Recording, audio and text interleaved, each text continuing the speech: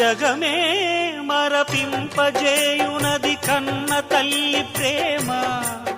శిశువైనా పశువైనా తన తల్లి బుడికై పరుగులు తీయునులే. జననీ అను మాటలోని తరియుచు మనిషి జన్మ. ఇలనైనా గలనైనా ఆ అమ్మ రుణమే ఎన్నడు తీరదులే.